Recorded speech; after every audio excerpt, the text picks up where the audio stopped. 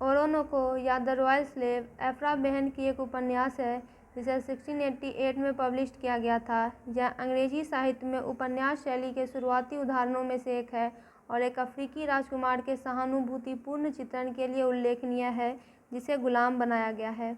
कहानी सूरीनाम की कॉलोनी के बारे में वर्णनकर्ता के विवरण से शुरू होती है, जहां मुख्य घटनाएं होती हैं। वर्णनकर्ता कॉलोनी के परिदृश्य, वनस्पतियों और जीवों के साथ साथ स्वदेशी लोगों और उनके रीति रिवाजों का वर्णन करता है।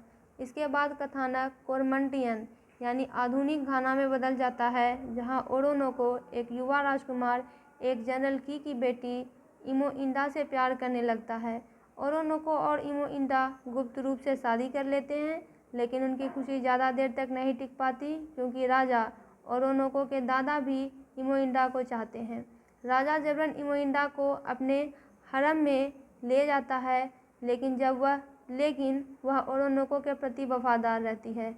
जब ओरोनोको उसे बचाने की कोशिश करता है तो दोनों को पकड़ लिया जाता है और गुलामी में बेच दिया जाता है। ओरोनोको को सूरीनाम ले जाया जाता है, जहां वह इमोइंडा से फिर से मिलता है, जो भी गुलाम है। अपनी कठोर परिस्थितियों के बावजूद वे अपने प्यार और आज़ादी की उम्मीद को फिर से जगाते हैं। ओरोनोको गुलामों के बीच एक सम्मानित नेता बन जाता है और विद्रोह को संगठित करने का प्रयास करता है। हालांकि योजना विफल हो जाती है और ओरोनोको को उसके साथी दासों और उपनिवेशवादियों द्वारा धोखा दिया जाता है।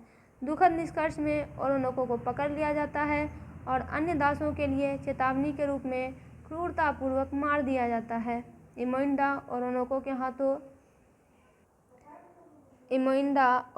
के हाथों मारी जाती है क्योंकि